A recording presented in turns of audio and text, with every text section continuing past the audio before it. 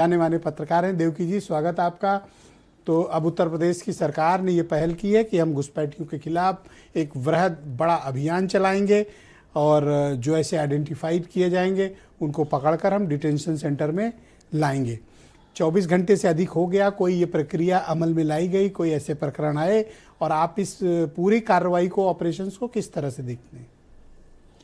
देखिए ब्रजेश जी, भारत और बांग्लादेश की जो सीमा हमारी लगती है वो करीब 4000 किलोमीटर से ज़्यादा की है और उसमें से 3400 के आसपास उस पर बाढ़ लगे हुए हैं। बाकी जो सीमा है वो खुली हुई है। वहाँ पर CISF है, BSF है, मतलब सेंट्रल फोर्सेस सब तैनात हैं। सवाल ये उठता है कि आखिर ये बांग्लादेशी भारत में घुस कैसे रहे हैं, पहला।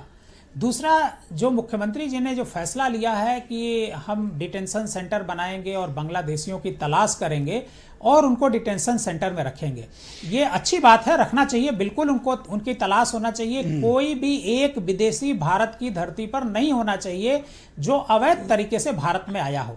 लेकिन सवाल उठता है कि ये जो लोग हैं उनको हम डिटेंशन सेंटर में क्यों रखेंगे?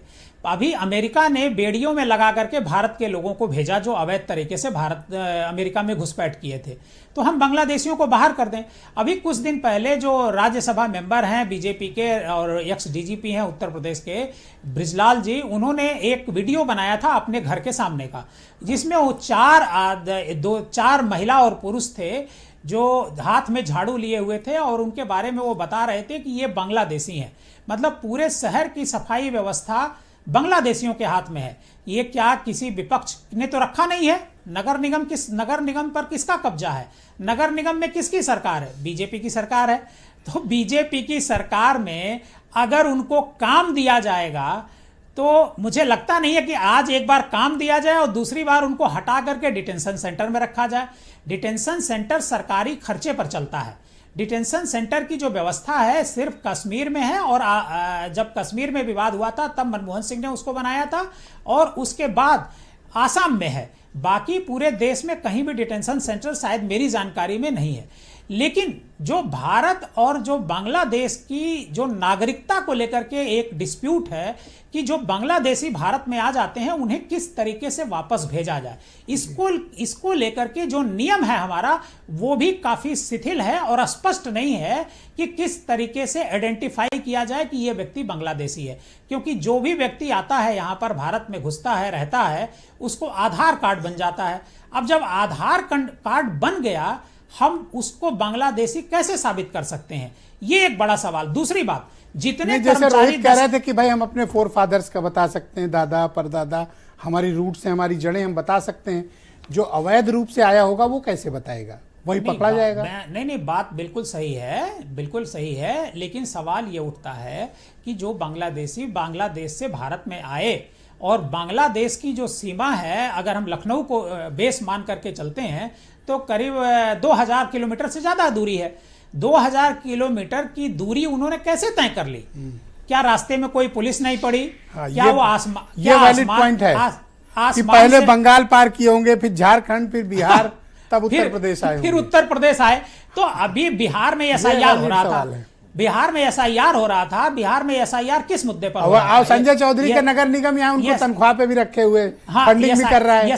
SIR तो इसीलिए हो रही थी ना कि बांग्लादेशी विदेशी जो वोटर बने हुए हैं उनको बाहर किया जाए, उनको नहीं वोट देना है। लेकिन क्या इलेक्शन कमीशन ने ये बताया कि बिहार में कितने बांग्लादेशी पकड़े गए? एक बांग्लादेशी का नाम उन्होंने घोषित नहीं किया कि ये बांग्लादेशी है। तो उसी तरीके से यहां भी हो रहा है। लेकिन तो डिटेंशन सेंटर बनाने की बजाय मुझे लगता है कि एक लाइन में हमारे पास पूरी फोर्स है, इंटेलिजेंस है, पुलिस है, एक दिन में पहचान करके और सबको वापस कर देना चाहिए। सबको वापस कर देना चाहिए, तुरंत वापस कर देना चाहिए। बांग्लादेश के बॉर्डर पर ले जाकर जा रहा है, आपको बोलने के लिए थोड़ी है। तो आप क्या चाहते हैं कि डिटेंशन सेंटर की प्रक्रिया, घुसपैठ की प्रक्रिया पर सरकार लगाम लगाए, या फिर इसको आप SIR से जोड़ के देख रहे हैं? नहीं, देखिए क्या है, जो हमारा पैसा है, जो हम आप टैक्स देते हैं, इस टैक्स के पैसे से डिटेंशन सेंटर बनेगा। तो डिटेंशन सेंटर में अगर कोई बांग्लादेशी रहता है तो हमारे पैसे से पलेगा वो। तो हम ऐसा कौन सा काम करें कि हमारे पैसे पर वो पले? जैसे हमारे यहाँ वो सफाई कर रहा था तो एक तरीके से हम उसको पैसा दे रहे थे ना नगर निगम को, नगर निगम भी उनको पैसा दे रहा था, तभी वो काम कर रहे थे। यहाँ बिना किसी से पूछे नहीं, उनके पास आधार कार्ड होगा, उनके पास सारे पेपर्स। तो आप क्या चाहते हैं कि इसकी जांच हो कि वो कैसे यहाँ काम कर रहे थे? पहली चीज तो यह है कि पहले ये जांच होनी चाहिए कि कैसे वो भारत में घुसे। जिस अफसर के कार्यकाल में घुसे हैं, सबसे पहले उस अफसर के खिलाफ एक्शन होना चाहिए, चाहे वो सीआईएसएफ का हो, चाहे सीआरपीएफ का हो, और जिन थानों से होकर के वो गुजरे हैं उनके खिलाफ एक्शन होना चाहिए। और जिन लोगों ने नगर निगम ये में तो आप उलझाए दे रहे हो फिर। नहीं, इतने के बाद जाएगा कहाँ फिर? वो तो यहीं रहेगा। और ये संजय चौधरी ने भी तमाम नियम शर्तें बता दी हैं, इतने के बाद कहाँ जाएगा? वो तो यहीं रहेगा। जैसे वहां 2000 किलोमीटर सफर तय करके आया है, अभी कल लखनऊ में पहचान कर ली जाए, परसों उनको बसों से जाकर के बांग्लादेश बॉर्डर छोड़ दिया जाए।